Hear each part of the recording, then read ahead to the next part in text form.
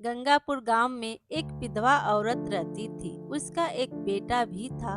वह अपना घर का खर्च चलाने के लिए गांव के एक बगीचे से फूल तोड़कर बाजार में बेचा करती थी और गांव के दो लोग भी उसी बगीचे से फूल तोड़कर फूल बेचा करते थे। लेकिन वह सुबह जल्दी उठकर बगीचे के सारे फूल तोड़ लिया करती थी, जिससे गांव के उन दो व्यक्तियों को फूल मिलता ही नहीं था। आज वह दोनों व्यक्ति बगीचे की ओर जाते हैं और अपने में बातें करते हैं। आज गुरुवार है तो कुछ ज्यादा ही फूल बिकेंगे, क्या कहते हो? तभी दूसरा व्यक्ति कहता है, हाँ, साथ में ज्यादा बेल के पत्ते, तुलसी के पत्ते और दूब भी बिकेंगे। फिर पहले वाला व्यक्ति कहता है, अगर कुछ अपराजिता के फूल भी मिल जाए तो मैं माला बनाऊंगा। फिर दूसरा वाला व्यक्ति कहता है, लेकिन भाई, लक्ष्मी पूजा में अपराजिता का क्या करेंगे? तो वह कहता है, अरे मत पूछो भाई, किसी को अपराजिता के साथ सफेद फूल चाहिए तो किसी को पीले। यह सब बातें करते करते वह बगीचे तक पहुंच जाते हैं और वहां जाकर देखते हैं कि बगीचे में फूल तो है ही नहीं। तो वह कहता है, अरे यह क्या, पेड़ तो सारे खाली है। हाय हाय, लगता है पेड़ से सारे फूल तोड़ कर ले जा चुका है। अब मैं क्या करूंगा? तो दूसरा व्यक्ति कहता है, इसमें इतना आश्चर्य की क्या बात है? यह तो रोज की बात हो गई ना। फिर आज तो गुरुवार है ना। फिर वह कहता है, इसीलिए तो मैं उजाला होते ही चला आया, पर फिर भी वह पहले ही सारा लेकर भाग गई। लगता है फूलों का धंधा अब पूरी तरह बंद ही हो जाएगा। चलो अब पूरे दिन भर गाड़ी खींचे। फिर पहला व्यक्ति कहता है, बताओ, अब फूल नहीं मिला तो मैं क्या बेचूंगा? पूरा दिन खेतों में काम करता हूँ, फूल बेचकर थोड़ी ऊपरी कमाई हो जाती है, वो भी यह औरत नहीं करने देगी। बस आज कुछ ना कुछ उसका उपाय करना ही पड़ेगा। चलो, फिर वह दोनों बाजार में जाते हैं। फिर वह लोग वहां जाकर उस विधवा औरत से कहते हैं, ए, तुझे इतने सारे फूल कहाँ से मिले? चल बता। तो वह कहती है, क्यों, बगीचे से। फिर वह कहते हैं, क्या वह बगीचा तेरे अकेली का है क्या? तो वह कहती है, अकेली का क्यों होगा, और यह बात मैंने कब कही, बताओ जरा मुझे। फिर पहले वाला व्यक्ति कहता है, बताने की क्या जरूरत है, लक्षण तो दिख ही रहा है, सारे फूल तोड़ कर ले आई है ना। फिर वह औरत कहती है, उनके जाने के बाद मेरे पास कमाई का सिर्फ एक ही धंधा है, ऊपर से मेरे छोटे बच्चे हैं, उनका दूध का खर्चा भी नहीं निकल पाता। फिर वह पहला व्यक्ति कहता है, ए, मगरमच्छ के आंसू मुखिया के सामने गिराना, चल हमारे साथ चल।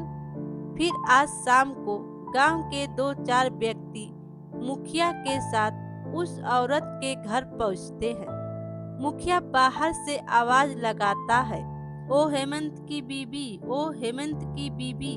फिर वह घर का दरवाजा खोलती है तो मुखिया कहता है, देखो हेमंत की बीबी, ऐसा बिल्कुल नहीं चलेगा। हाँ, अंधेरे में जाकर सारे फूल तोड़ लेती हो तुम, और इसीलिए किसी और को फूल नहीं मिलता।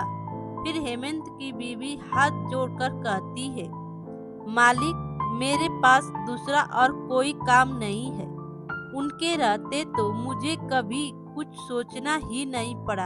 आप ही बोलिए, अब मैं क्या करूंगी? वह जगह तो सबकी है ना, वह बगीचा भी तो सभी का है न मालिक। फिर मुखिया बोला, इसीलिए तो तुम उस जमीन के सारे फूल अकेले नहीं तोड़ सकती हो, सभी मिलकर तोड़ेंगे। सबके आने के बाद अगर कुछ बच गए तो फिर उसे तुम अलग से ले सकती हो। अब से अकेले पहले जाकर तुम फूल बिल्कुल नहीं तोड़ोगी, यह मेरी आज्ञा है। फिर हेमंत की बीवी कहती है, तो फिर मैं कहाँ जाऊंगी? जब वह जिंदा थे तब मैं कब फूल तोड़ने जाती थी, कहिए तो। फिर मुखिया कहता है, तुम अपने घर में पेड़ लगाओ और फिर फूल तोड़कर बाजार में बेचो। फिर हेमंत की बीवी बोली, मुखिया जी, ऐसे कैसे हो सकता है? उसमें तो बहुत समय लगेगा। मैं उतने दिन क्या खाऊंगी? मेरी बात तो छोड़िए, इस बच्चे को कैसे जिंदा रखूंगी मैं, बताइए ना। फिर वह पाला वाला व्यक्ति कहता है, तो कोई दूसरा काम करो। फिर वह कहती है, दूसरा कौन सा काम? तो फिर से वही व्यक्ति कहता है, तुमसे तो कहा था मैंने, मेरे घर की देखभाल का काम कर लिया करो, रोटी और कपड़े की कोई कमी नहीं होगी। फिर हेमंत की बीवी कहती है, नहीं नहीं, मैं नौकरों का काम नहीं करूंगी, कभी नहीं करूंगी। फिर वह व्यक्ति कहता है, हाँ तो बड़ा रानिया वाला काम करोगी, तुम तो जाओ, अब मरो। फिर मुखिया कहता है, सुनो सुनो, अगर तुम ज्यादा फूल तोड़ना चाहती हो तो उत्तर के जंगलों जाकर फूल ले आया करो।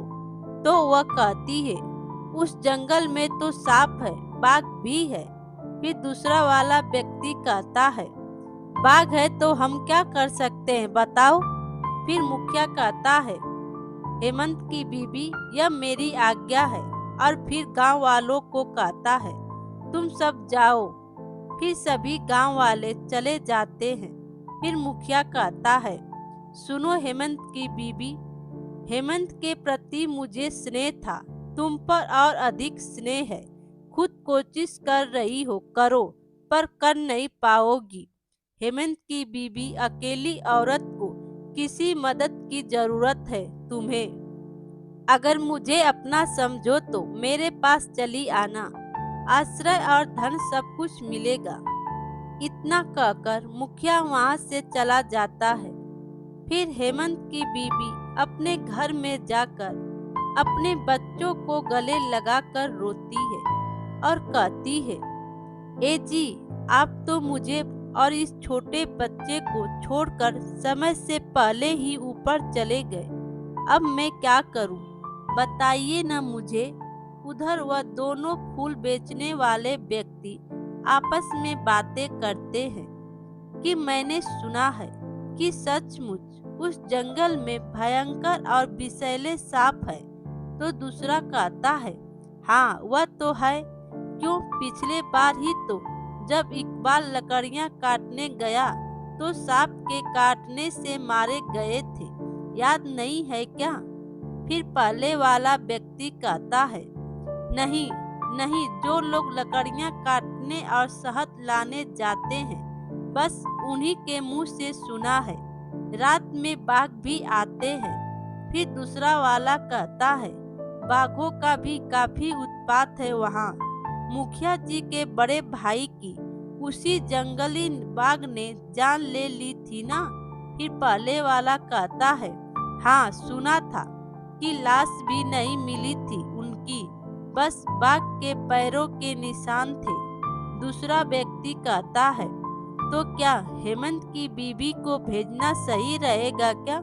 फिर वह कहता है, ए चुप रहो तुम, मैंने तो उसे दूसरे काम का मौका भी दिया था पर उसने किया, अब रहने दो, अब हम और कर ही क्या सकते हैं। अगले दिन हेमंत की बीवी उसी जंगल में और सुबह सुबह अंधेरे में जाती है और कहती है, यह कितना घना जंगल है, क्या इस जंगल से फूल तोड़ना किसी भी तरह संभव है?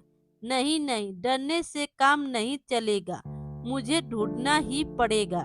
हे ऊपर वाले रक्षा करिए, ऊपर वाले रक्षा करिए मेरी। ऐसा लग रहा है जैसे कोई जंगल के चारों तरफ पहरा दे रहा है। तभी अजीब अजीब सी जंगली जानवरों की आवाज सुनाई देती है। तभी उसके सामने एक नागफन निकले हुए बैठा रहता है। फिर वह हाथ जोड़कर कहती है, माँ आशापुरा रक्षा करिए, हे माँ आशापुरा रक्षा करिए, रक्षा करिए माता, घर में छोटे बच्चों को रख कर आई हूँ, माता रक्षा करिए, मेरी रक्षा करिए। मैं अपने बच्चों को छोड़कर यहाँ चली आई हूँ माता। मेरे अलावा उसका कोई नहीं है। रक्षा करिए माता, रक्षा करिए माता। हे ईश्वर, अगर मैं मर गई तो मेरे बच्चों का क्या होगा? जा जा यहाँ से भाग जा। इतना कहते ही नाग वहाँ से भाग जाता है और थोड़ी आगे बढ़ती है तो उसे एक सियार मिलता है। उसे भी कहती है, भाग यहाँ से, जाना, मैंने कहा न तुझे, जा यहाँ से। वह भी भाग जाता है। थोड़ा और आगे बढ़ती है तो उसे बाघ दिखाई देता है। उसे देखकर वह एकदम जोर से पीछे भाग जाती है और वापस गांव में चली आती है। तो उसे जंगल की ओर से आते देख वह दोनों फूल बेचने वाले व्यक्ति कहते हैं, अरे यह तो सच में जंगल गई थी, पर बेचारी फूल नहीं लेकर आई। आखिर क्या हुआ होगा? फिर दूसरा वाला कहता है, अरे भाई, खुद वापस जिंदा आ गई, यही काफी है। फिर पहला व्यक्ति जोर से चिल्लाते हुए कहता है, अरे सुनो, मेरा प्रस्ताव तो याद है ना तुम्हें? फिर वह उसकी तरफ देखकर वापस चली जाती है। फिर अपने घर में दरवाजा बंद करके रोने लगती है। फिर अगले सुबह जब उसका बेटा सोया रहता है तो उसे कहती है, मैं चलती हूँ, मैं तुझे ईश्वर के हाथ में सौंप रही हूँ बेटा, मुझे जाना ही होगा। बेटा, तुझे नौकरानी का बेटा कभी नहीं बनने दूंगी, कभी नहीं, मुझे जाना होगा बेटा। इतना कहकर वह दरवाजा बंद करके चली जाती है। फिर वह जंगल में जाती है तो कहती है, अरे वह लाल फूलों वाला पेड़ कहाँ चला गया? लगता है मैं रास्ता भटक गई हूँ, अब मैं क्या करूँ? थोड़ा आगे बढ़ती है तो वापस वही बाघ उसे मिल जाता है। फिर से वह घबराकर भागने लगती है और उसके पीछे पीछे बाघ भी दौड़ता है। लेकिन कुछ दूर दौड़ती है तो आगे एक तालाब मिलता है जिसमें नीलकमल के फूल होते हैं।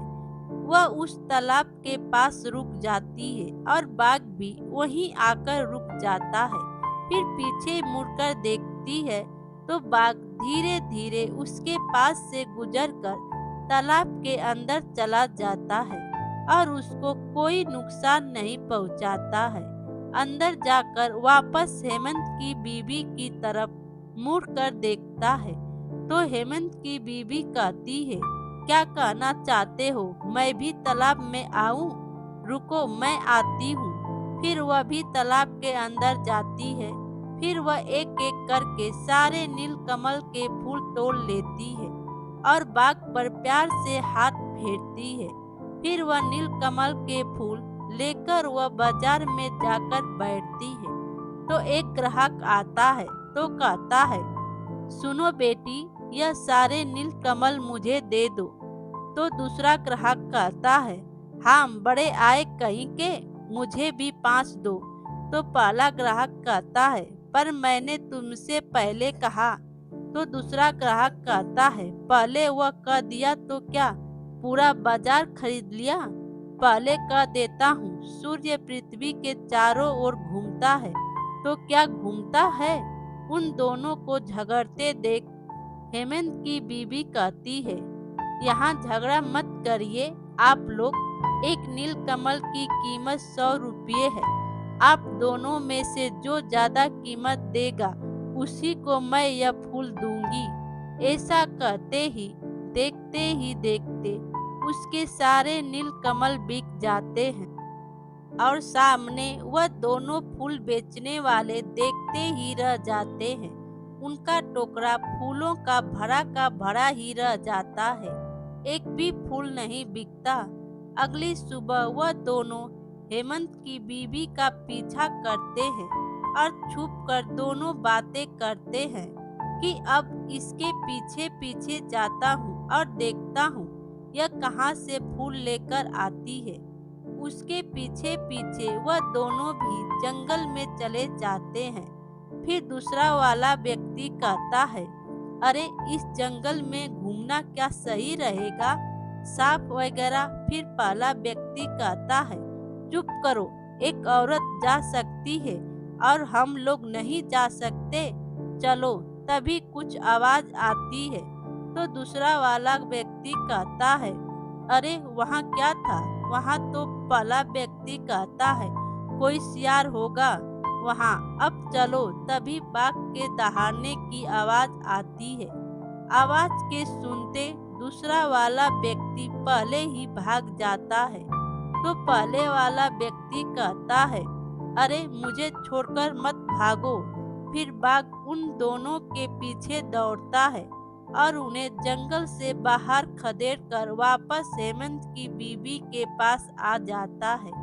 फिर हेमंत की बीबी बाघ से कहती है, मुखिया जी ने कहा था मुझे किसी की मदद की जरूरत है और माता आशापुरा ने मेरी मदद के लिए तुम्हें ही भेजा है।